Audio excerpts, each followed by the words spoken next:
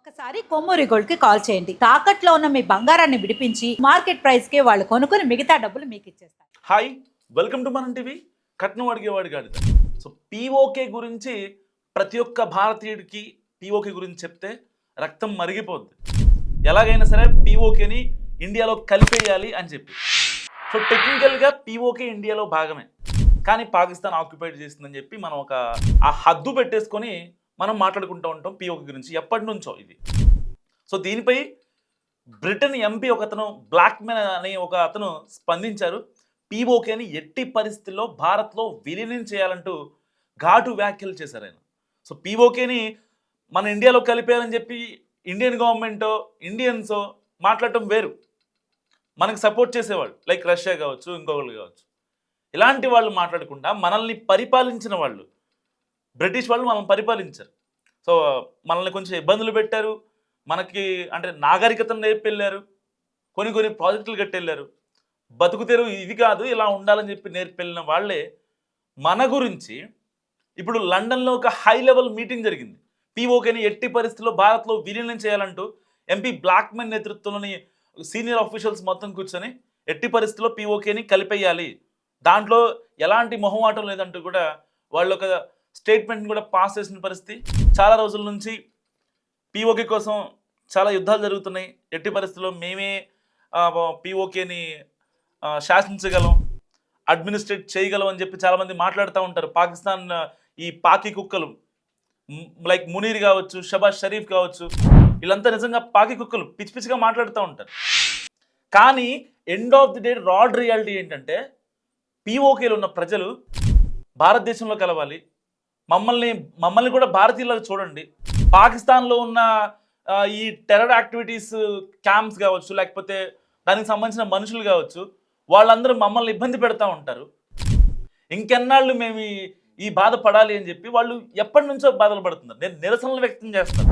ఎందుకంటే పర్టికులర్గా పీఓకేలో ఉన్న వాళ్ళకి ఇప్పుడు మనకి ఇండియాలో ఉన్న గవర్నమెంట్ లైక్ కేజీ బియ్యం రేషన్ షాప్ త్రూగా కేజీ రూపాయికో ₹2 ఇస్తూ ఉంది, కొన్ని సబ్సిడీ ఇస్తూ ఉంటుంది. కానీ పాకిస్తాన్ ఇవ్వదు, పొరపాటును కూడా ఇవ్వదు. పీఓకేని మేము కంట్రోల్ చేస్తున్నాం, అడ్మినిస్ట్రేషన్ చేస్తున్నాం అంటారు. ఇప్పుడు మనం ఒకళ్ళని పరిపాలిస్తున్నాం అంటే, లేకపోతే మన కింద ఒకళ్ళు ఉన్నారు అంటే వాళ్ళకి సాధక బాధలు ఏమిటి ఉంటాయి. హాస్పిటల్ ఖర్చులని, తిండని, గుడ్డని, ఏమిటి కనీసం అది మన ధర్మం. కానీ పీఓకేలో ఉన్న వాళ్ళని ఆ పాకిస్తాన్ ఎలా చూస్తుందంటే వీళ్ళు అంటరాని వాళ్ళలాగా చూస్తుంది అనమాట. దానివల్ల పీఓకేలో ఉన్న ప్రజలు ఎట్టి పరిస్థితుల్లో మేము ఇండియాలో కలిసిపోతాం అని చెప్పి చాలా రోజులు బట్టి ధర్నాలు చేస్తున్నారు. మనం దాదాపుగా లాస్ట్ 2 yearsలో ఐ థింక్ కనీసం ఒక 10 times అక్కడ ప్రొటెస్టులు జరిగినాయి. ఎట్టి పరిస్థితుల్లో మమ్మల్ని కలిపేయండి అని చెప్పి. సో ఇప్పుడు బ్రిటన్ ఎంపీ కూడా కీలక వ్యాఖ్యలు చేశాడు. పీఓకేని భారత్లో విలీనం చేయాలని భారత ప్రభుత్వానికి సూచించారు.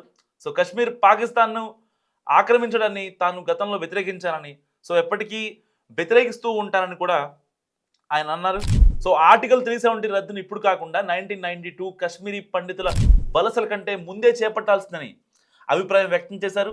సో జైపూర్లో జరిగిన హైటీ కార్యక్రమంలో బ్రిటన్ ఎంపీ మాట్లాడుతూ ఈ కీలక వ్యాఖ్యలు చేశారు. అక్రమంగా ఆక్రమించడమే కాకుండా పీఓకే ప్రాంతంలో పాకిస్తాన్ ఉగ్రవాదాన్ని విస్తరించడం సరైన చర్య కాదని బ్లాక్మెన్ హెచ్చరించారు. అయితే పహల్గామ్లో జరిగిన ఉగ్రదాడిని బ్లాక్మెన్ తీవ్రంగా ఖండించారు అప్పట్లో కూడా.